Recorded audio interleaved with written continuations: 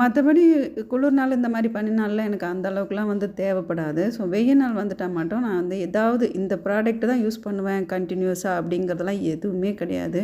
நான் ஒவ்வொரு டைம் ஒரு ப்ராடக்ட் வந்து வாங்கி யூஸ் பண்ணி பார்ப்போம். அதில் எது பிடிச்சிருக்கோ அதை திரும்பி செகண்ட் டைம் யூஸ் பண்ணுவோம். திரும்பி பார்த்திங்கன்னா வேறு புதுசு புதுசாக வந்து ஆர்டர் பண்ணிக்கிட்டே போவோம். ஸோ இந்த டைம் வந்து இது எல்லாமே நான் வந்து ஆர்டர் பண்ணியிருந்தேன். ரொம்பவே யூஸ்ஃபுல்லாக இருந்தது. இதில் வந்து பார்த்திங்கன்னா பாப்பா வந்து ஏற்கனவே யூஸ் பண்ணதும் எடுத்து வச்சுருந்தாங்க. ஆக்சுவலாக வீடியோவுக்காக எடுத்து வச்சுருந்தாங்க. அதையுமே நான் அப்படியே வீடியோவாக இதிலேயே ஜாயின் பண்ணிட்டேன். இதில் வந்து அவங்க ஃபேஸ்க்கு சன்ஸ்க்ரீன் வாங்கியிருந்தேன். இது ஏற்கனவே வந்து யூஸ் பண்ணியிருந்தேன். ஆனால் நல்லா இருந்ததுன்னு திரும்பவும் போட்டிருந்தோம்.